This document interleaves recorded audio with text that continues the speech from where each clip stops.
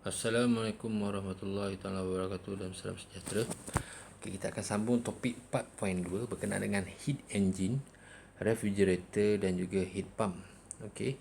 Okey, dalam kita bincangkan pertama sekali adalah berkenaan dengan heat engine ataupun engine haba. Apa tu engine haba? Engine haba ni ada empat main karakteristik. Yang pertama adalah source of as solar energy, oil furnace and nuclear reactor. Ini sumber dia. Ada sumber dia contohnya daripada tenaga haba solar dan juga minyak dan juga nuclear reactor. Yang kedua, convert heat Q to work. Ya, haba yang dihasilkan tu dia akan menukarkan kepada kerja iaitu W, usually into mechanical energy form such as rotating shaft. Shaft yang bergerak contohnya macam turbine lah. Turbine ada shaft bergerak daripada heat, daripada steam yang tinggi iaitu heat, dia menghasilkan satu kerja. Yang ketiga dia reject the remaining waste heat to the low temperature sink kepada atmosfera sungai dan sebagainya. Okay. Sisa-sisa daripada heat tadi akan buang ke sinki. Kalau seperti contoh macam kat atmosfera, contoh macam furnace yang ada asap, dan juga kondenser daripada air panas kepada air yang suam, dibuang selebihan air itu dibuang ke sungai. Yang keempat, operate on a cycle, bergerak secara kitaran. Nanti kita akan bincang kemudian. Okey, sebelum tu kita nak tahu dalam satu bekas contohnya ada satu shaft, ada kerja di sini. Bila kita kacau dia ni macam satu tank yang besar lah. Macam dekat industri dulu saya kerja ada satu tank untuk simpan bahan sabun. Kalau benda tu diterbiar terlalu lama, sabun tu akan mengeras. Macam mana kita nak cairkan sabun tu, kita bagi heat dan juga ada stir, maksudnya kita pengacau dia. Bila kacau ni contoh satu bekas, kacau ni air. Kalau kita kacau lama-lama, dia akan menghasilkan satu heat. Ini adalah normal, ini biasa. Cara yang tak normalnya, contohnya kalau tangki tu biar, tangki tu ada air, kemudian kita ada haba masuk, gitu. Haba masuk di sini, contohnya kita bagi heater di sini. Shaft ni tidak akan berpusing. Maksudnya bila kita bagi heat sini, shaft ni akan pusing. Oh, ini tak logik. Mesti ada satu kerja lain yang untuk membantu shaft ni berpusing. Maksud di sini kita bagi heat, shaft ni berpusing. Oh, itu tidak benar. Itu salah. Okey, kemudian kita heat engine and other cyclic device usually involve a fluid, berdalih to and from kepada bentuk haba, heat transfer, kemudian haba while undergoing a cycle dan proses kitaran. This fluid is called the working fluid. Maksudnya kerja berdalih. Ini contohnya satu plant. Heat engine berkenaan dengan plant. Sistem plant ni apa? Untuk menghasilkan tenaga elektrik. Contohnya kita ada bagi satu boiler. Boiler ni adalah satu bekas equipment untuk panaskan air menghasilkan steam. Okay, steam tu kemudian ni ada energy source. Maksudnya kita bagi, mungkin boiler ni dia ada fire tube, water tube. Kalau fire tube saiz yang kecil, kalau water tube tu saiz yang besar lah untuk kilang-kilang yang macam kilang kelapa sawit. Kalau fire tube ni macam industri kecil sajalah, kapasiti yang kecil. Okey, kita boiler ni macam mana kita nak panaskan air, kita ada dua sumber, iaitu menggunakan gas dan juga menggunakan bahan api. Kita panaskan air tu kemudian menghasilkan satu steam. Steam yang tinggi, kemudian supply kepada turbine. Turbine ni akan berpusing, dia menghasilkan kerja. Turbine ni akan bersambung ke generator, kemudian sambung ke menghasilkan elektrik lah, menghasilkan elektrik lah. Ni lampu, menghasilkan elektrik. Kemudian steam yang ni steam high temperature, high temperature, steam yang tinggi. Kemudian yang ni adalah steam yang bersuhu rendah, maksudnya lebih rendah daripada yang asal ni. Kemudian yang kedua turbine, kemudian pergi ke condenser. Condenser ni fungsinya, ya, untuk air tadi tidak dibuang begitu saja. Air tadi, steam yang terhasil kat sini ni steam yang terhasil ni, kita akan masuk satu komponen kondenser, itu berubahkan steam tadi kepada liquid. Steam tadi jadi liquid. Okey, kondenser ni bentuknya kita dah belajar sebelum ni kan. Kondenser ada macam evaporator juga. Bentuknya lebih kurang macam ni lah kondenser. Ini okey, ni adalah steam. Ini adalah water. Bentuk coil. Kita bagi satu kipas di sini contohnya, fan. Kita blow di sini. Steam tadi berubah menjadi liquid. Liquid. Kemudian liquid tu masuk ke dalam pump. Ada pump yang memerlukan tenaga, memerlukan kerja, dan pump air tadi akan masuk ke dalam boiler balik. Itulah konsep 4 kitaran.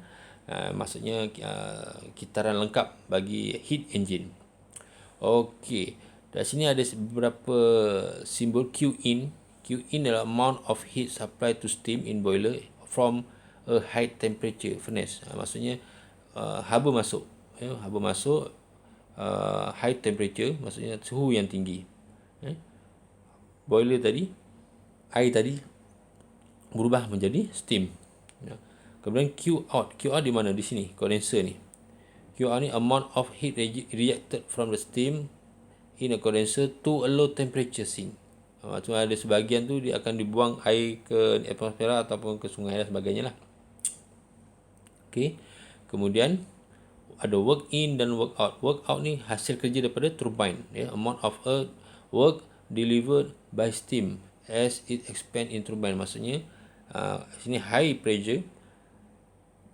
temperature to low temperature, dia berpusing sini. Pusingkan, menghasilkan kerja untuk pusingan generator. Kemudian work in, amount of work required to compress water to boiler pressure, pump. Maksudnya pump ni memerlukan kerja lah. Kita onkan pump guna switch, dia akan menghasilkan satu kerja. Memerlukan kerja, bukan menghasilkan kerja. Dia memerlukan kerja. Pump ni memerlukan tenaga untuk dia operasi lah. Berbeza pula dengan turbine. Turbine ni menghasilkan kerja. Pump ni memerlukan kerja. Boiler pula absorb dia memerlukan ni heat, steam, Q in, masuk. Kalau Q out dia heat reject ataupun buang heat. Kalau Q in dia supply heat. Okey, ni dia punya persamaan dia. Work net out, kerja bersih, sama dengan work out tolak dengan work in. Maksudnya ni turbine, kerja daripada turbine tolak dengan daripada pump. Tenaga. Unitnya adalah kilojoule. Work net out ataupun sama dengan Q in tolak dengan Q out. Kerja bersih sama ada boleh terhasil daripada kerja keluar tolak dengan kerja masukkan, ataupun heat masukkan tolak dengan heat keluaran. Itulah konsep dia. Okey, ini adalah satu konsep heat engine. Ini adalah heat engine. Ini adalah HE. Dalam HE ni ada 4 komponen. Apa komponennya? Boiler, kemudian pergi ke turbine, kemudian pergi ke mana? Kondenser, kemudian pergi ke pump. Ini adalah satu kitaran. Jadi dalam heat engine ni adalah ni. Jadi awak kena tahu beza antara heat engine dan juga heat pump. Berbeza. Okey, heat engine daripada first law of thermodynamics. Okey, kena lukis ni. Bentuk macam ni, ni adalah awak wajib ingat bentuknya macam mana. Ini satu bulatan heat engine, kemudian dia menghasilkan kerja keluar, kerja bersih. Kerja bersih keluar. di mana dia ni adalah source reservoir, high temperature, TH adalah high temperature, T low adalah low temperature. Dia masuk sini. Kemudian ni pada suhu yang rendah. Dan juga sini ada QH. QH ni apa? Ni QH. Dan ini adalah Q low. Work net out ni adalah ni work out tolak dengan work in, ataupun Q in tolak dengan Q out. Ini adalah kerja. Kerja bersih keluar. Okay. So daripada first law of thermodynamic, ini adalah asas thermodynamic. Macam mana jumlah haba sama dengan jumlah kerja, itu dah kita bincangkan sebelum ni. Okay. Total of Q sama dengan total of W. So QH tolak dengan QL sama dengan W net out. Okay, daripada second law of thermodynamic, QH ni adalah lebih besar daripada W net. Ini adalah second law of thermodynamic. So kecekapan untuk heat engine, efficiency of heat engine sama dengan kecekapan thermal sama dengan W net bahagi dengan QH. Dan W net ni sama dengan QH tolak dengan QL bahagi dengan QH. So dia akan jadi macam ni. Macam mana? QH bagi dengan QH tolak dengan QL bagi dengan QH. QH per QH adalah 1. Ini tolak dengan QL bagi dengan QH. QH. Okey, untuk kecekapan heat engine sama dengan kecekapan thermal, dia adalah lebih rendah daripada 100%. Tak logik kalau setiap sistem ni dia akan lebih daripada 100%. Kecekapan setiap sistem enjin dia mustahil lebih daripada 100%. Dia akan kurang daripada 100%. Contohnya kalau kita beli motorcycle, baru beli dengan dah lama, motorcycle tu dia punya performance dia berbeza. Dia makin lama dia akan berkurang, bukan sentiasa meningkat. So thermal efficiency sama dengan net work output bagikan total heat input. Ini adalah W net bahagi dengan Q total heat input QH. Ini persamaan ni. Okey, contoh heat engine. Contoh heat engine, contohnya macam enjin kereta kita. Ini ada 4 stroke, 4 lejang. Intake, stroke, compress, power dan juga exhaust. Ini contoh dalam heat engine. Contohnya ini lokomotif kereta api. Dan juga power plant. Sistem power plant. Ini beberapa contoh lah untuk heat engine. Untuk kereta. Ini car, ini adalah lokomotif kereta api dan juga power plant. Ada 4 komponen tadi tu. Ada apa namanya? Ada boiler, kemudian ada turbine, kemudian ada condenser, kemudian ada pump dan patah balik kepada boiler. 4 komponen utama. Ini pun 4 komponen utama. 1, 2, 3, 4. Okey. Ini ada satu contoh. Contoh ni agak simple sedikit. Untuk nak kira dia punya heat transfer of the river water. Okey, ini contohnya dalam buku pun ada 6-19 yang mana ada 600 megawatt steam power plant which is cooled by a nearby river has a thermal efficiency 40%. Determine the rate of heat transfer to the river water. Will the actual heat transfer rate be higher or lower than this value? Why? Okay, solution. Dia bagi solution kat sini.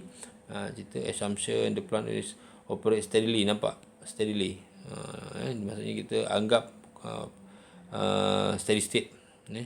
Heat loss of from the working fluid at the pipe and other component are neglect.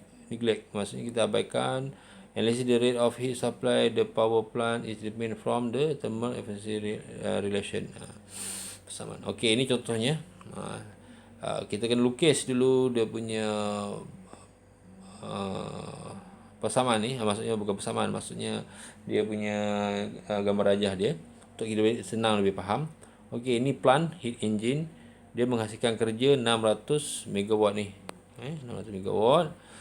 Kemudian kecekapan thermal dia adalah 40%. Okey. Okey, cuma dia suruh cari berapa dia punya QL dia dan juga QH kita boleh tentukan. Macam mana kita tentukan dia? Ikut persamaan ni tadi. Ni.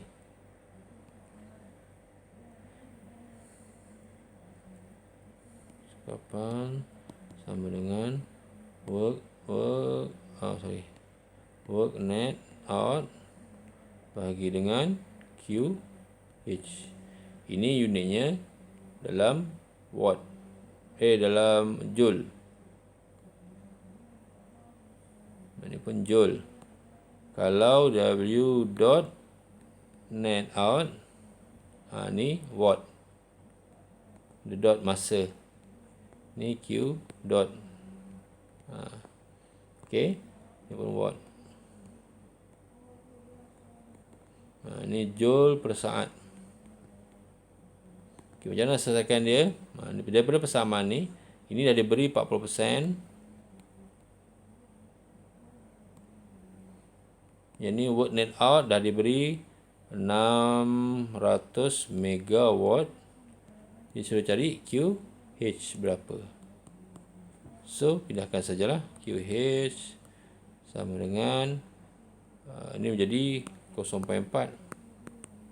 So 600 megawatt bagi dengan 0.4. So yang tinggal, yang jawapannya adalah 1500 megawatt ni. Okey, kemudian W dot net out sama dengan QH tolak dengan QL. Kita cari QL dia berapa? So QL sama dengan QH tolak W dot net out. So QH dia wait. QH dia 1500. Okey. QH dia adalah 1500 tolak dengan QNet adalah 600.